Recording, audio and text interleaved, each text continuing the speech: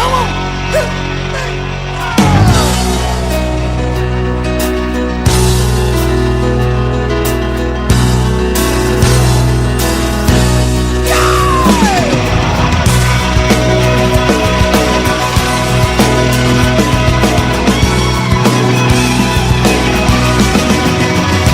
Well, good morning. Welcome back to the Broadcast Retirement Network. I'm Jeff Snyder. This is BRN Sunday for Sunday, May 14th, 2023. We've got members of the media, academia, financial services, and government standing by as we analyze all the news and events for the week. So sit back, relax, enjoy this episode of BRN Sunday. But if you're tired of the same old story, turn some pages. We're going to kick off the week with a look at what's happening on Capitol Hill, and there's a lot going on in terms of legislation, regulation, litigation, arbitration. Joining us on the line, they are back together again. David Levine, Kevin Walsh, both are principals with Groom Law Group. That's an employee benefits law firm based in Washington, D.C. And you also know them as the Legal Eagles. Legal Eagles, welcome back to the program this morning. Jeff, it's great to be here. You know, I noticed you've added the things we cover. You added arbitration. I was going to say we need to add mediation. I want to see how many rhymes we can get in your introduction. Yeah. Is that just mediation between the Eagles, or is this other forms of mediation? I don't know. Jeff isn't paid enough to mediate between us. I'm not paid. No, I could never. It's like a relationship. It's I'm not. That's not my skill set. But I have to. Is this nesting therapy? Is that what we're doing? It's a couples therapy. It's lawyer attorney therapy is what it's called now. Okay, gentlemen. Kevin, I want to pitch it to you because last week we talked Social Security. The week before I think we had talked about the Department of Labor initiatives. This week, I think we want to settle on privacy. And I know there have been some developments at the federal and state level. You want to kick us off? Yeah, so I'd be happy to. And I think the big development is that privacy legislation continues at the state level. You know, we've talked before about, the handful of states led by California that have enacted comprehensive privacy legislation. And we've talked about how there's a handful of templates of privacy laws. There's a Virginia model. There's a Utah model.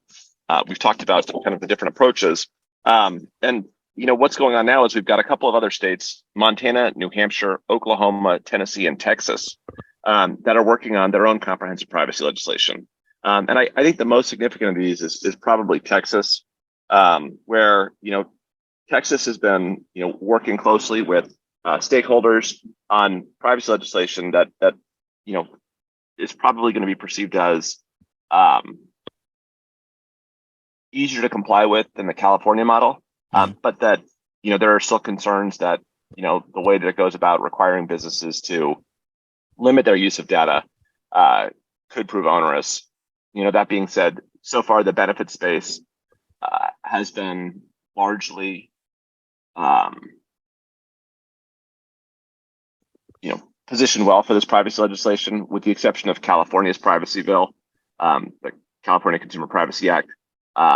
Each state has put in place a carve-out of some sort, which permits employers to use information related to their employees for the purpose of providing benefits, and that allows for plan operation to continue. But it's worth monitoring because, as each state comes up, it creates a risk that there's going to be, real tension about whether, benefits can be compatible with some of the privacy aims that people are seeking. Really interesting, David. I want to bring you in here because, data is important. You have to integrate data in order to make personalization possible for participants. And we all know that participants are unique. But what about what's happening at the federal level? Because Kevin talked about all the states, Texas, California. I mean, you guys went through the list. I don't have to. But is there any federal development and that we should be aware of in terms of managing data? The answer is we still have legislation that starts and stops in Congress. With the change to the Republican leadership in the House, the thought was that it might move the ball some. There has been some movement, but the reality is we still don't have it. To go to the basics, we still need to figure out if we can pay our debts, Jeff. So I don't think it's actually going to happen at this very moment. You've got the FTC and others looking at it, but it's a long road to hoe. And also, who should be the right party looking at it? Because data usage is way beyond retirement, and there's a lot of nuances. And I know Kevin's going to talk about some recent Supreme Court decision, actually, that gets into the data in a moment.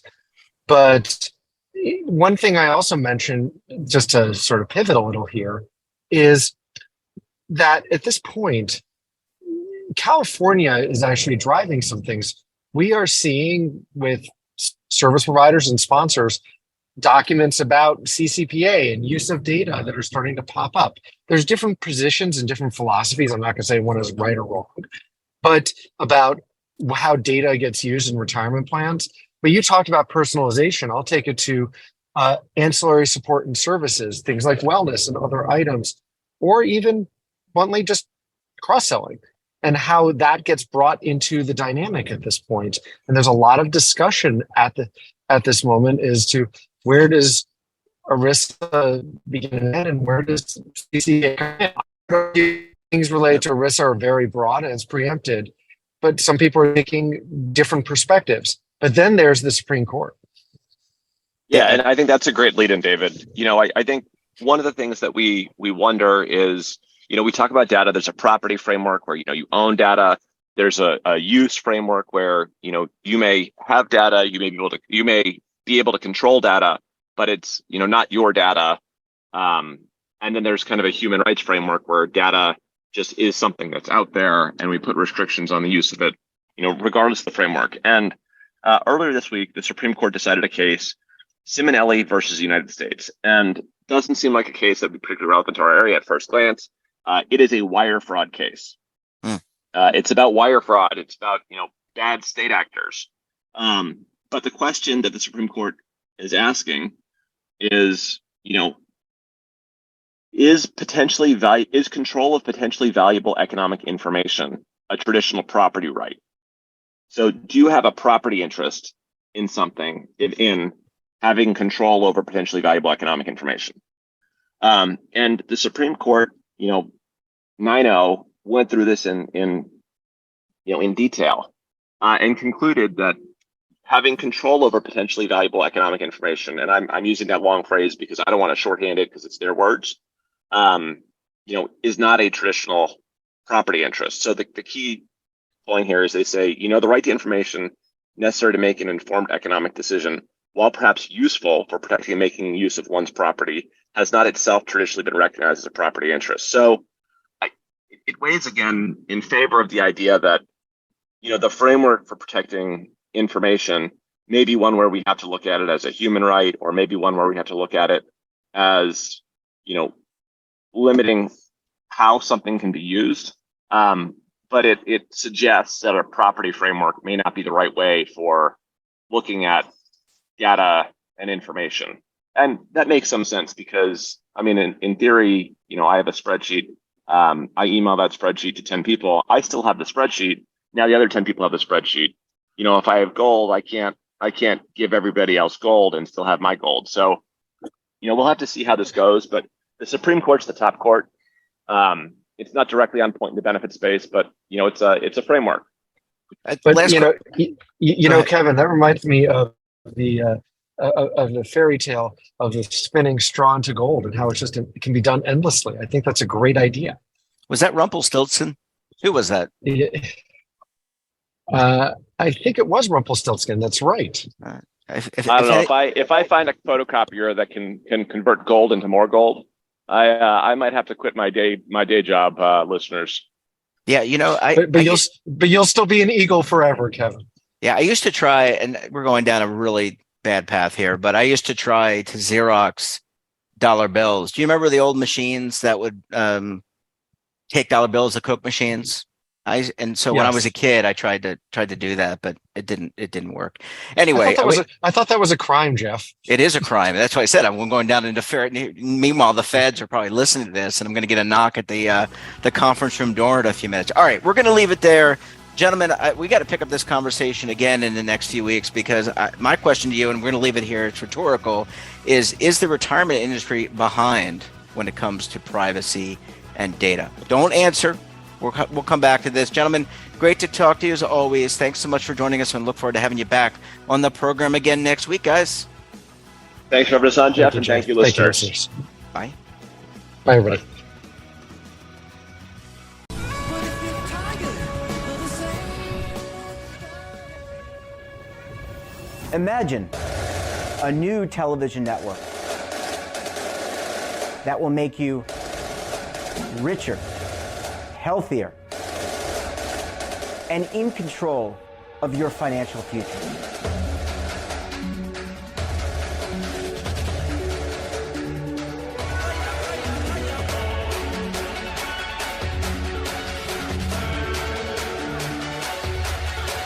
This network is for the policewoman in Nashville, Tennessee, the baker in Dubuque, Iowa, the teacher in Lexington, Kentucky.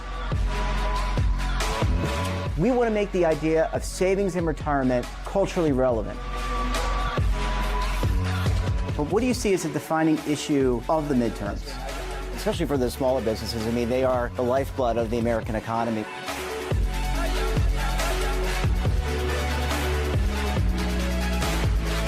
Featuring exclusive interviews, current affairs, and docuseries.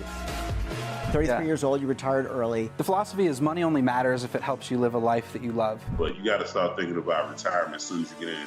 The Broadcast Retirement Network will drive very high engagement with premium partnerships.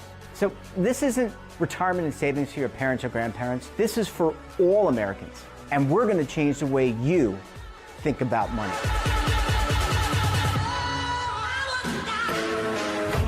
Welcome to the next frontier of retirement and savings.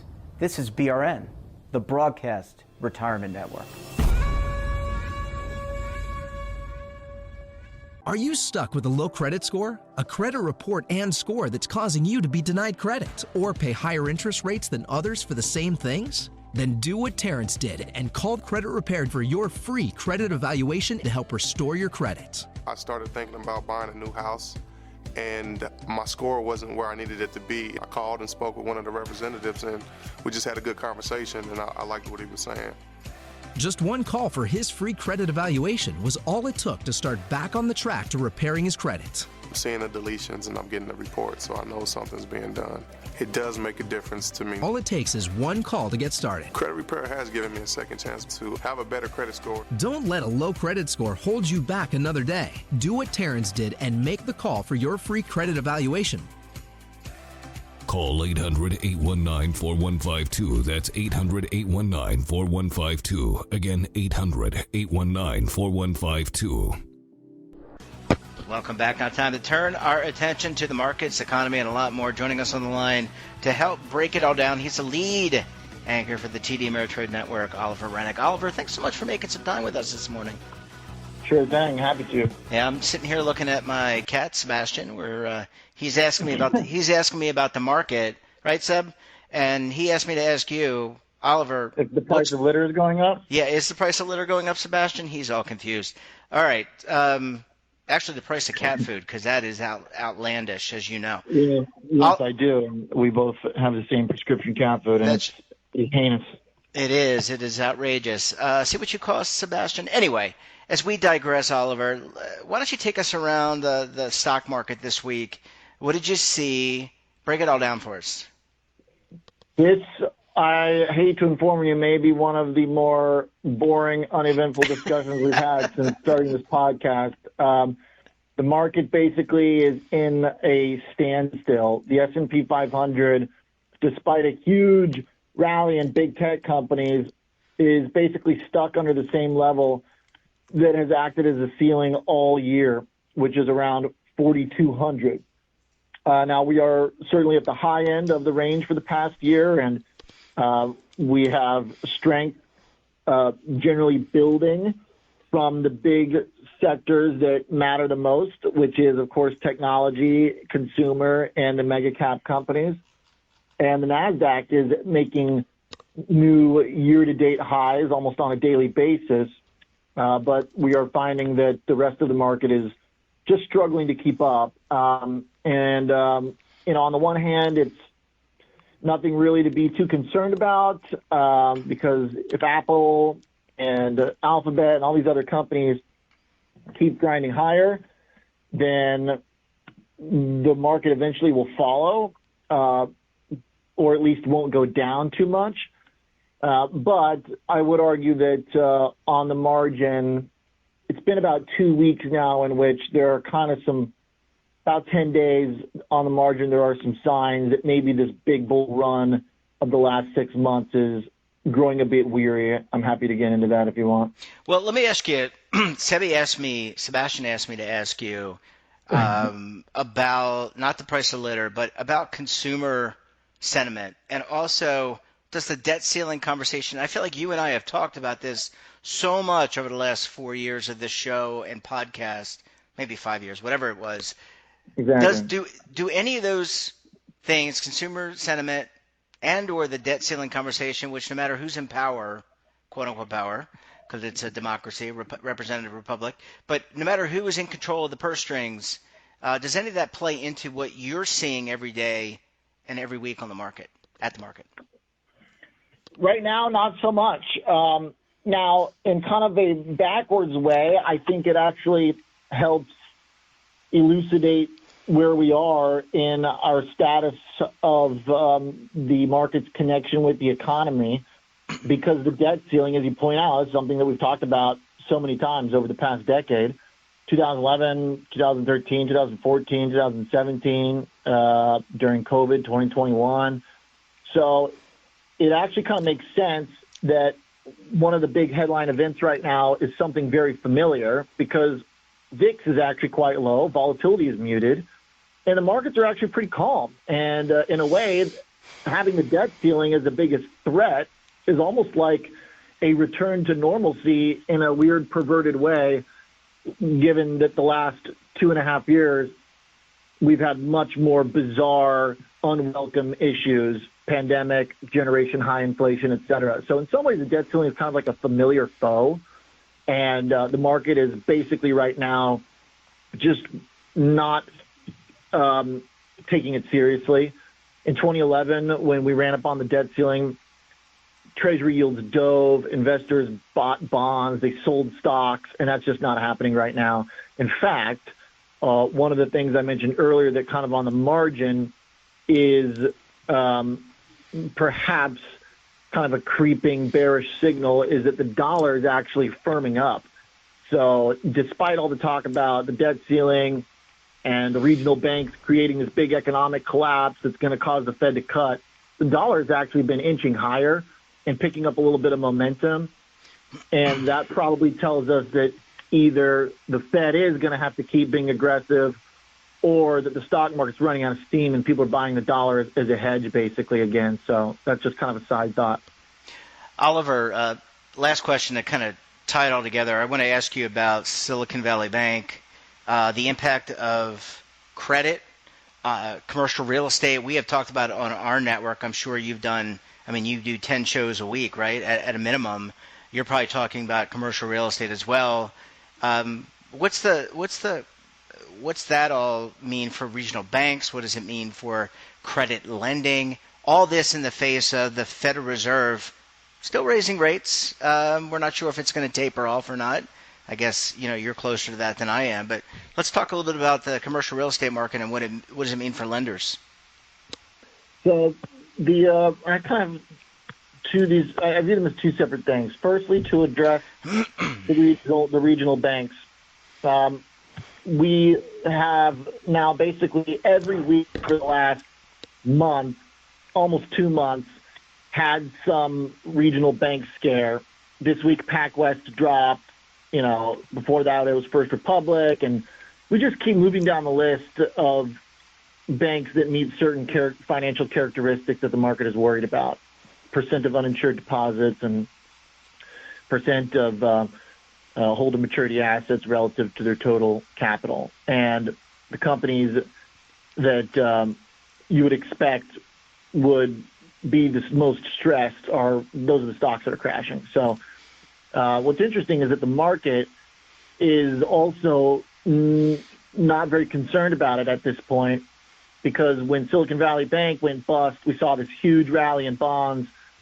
Again, Treasury yields dove.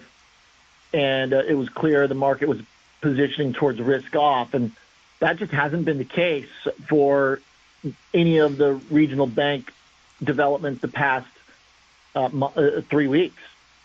You're just not seeing that. And so I think at this point, the market is really siloing off these specific company problems and kind of moving on, because there's also just not a lot of evidence that the economy is drastically changing. We haven't seen any major blowout in credit spreads. We haven't seen a big credit crunch. We've seen lending kind of gently tighten, which it has been throughout the Fed's hiking program, and we've seen jobs data look a little weaker lately. So yeah, like there's signs the economy is slowing down, but there's really no cliff that we're falling off because of the regional banks. So that's the regional bank situation. As far as the commercial real estate, that to me is just like the most obvious problem that there could possibly be post-COVID. It's just so obvious to me, and it has been that way for years. So by virtue of that, I feel like it can't be that big of an issue, because it's just like, all you have to do is drive down the street and you see that, all these buildings are still so empty. So it's got to be priced into the market in my mind. Yeah. Well, Oliver, Sebastian nods with approval. He is waiting to be fed. I'm going to go back and feed him. In the meantime, thanks so much for joining us. Enjoy the rest of your weekend, and we'll talk to you again very soon, my friend. Thanks, yeah. Bye-bye. And that wraps up this episode of BRN Sunday. Have a topic of interest, someone you think we should talk to? Drop us a line. And don't forget, for all the latest curated news and lifestyle, wellness, finance, tech, so much more, and all in one place, check out today's edition of our daily newsletter, The Morning Pulse. Want to search our archives, check out our latest content, we'll visit our website, and of course, all of our streaming partners. We're back again tomorrow for another edition of BRN AM. Until then, I'm Jeff Snyder. Stay safe, keep on saving, and don't forget, roll with the changes.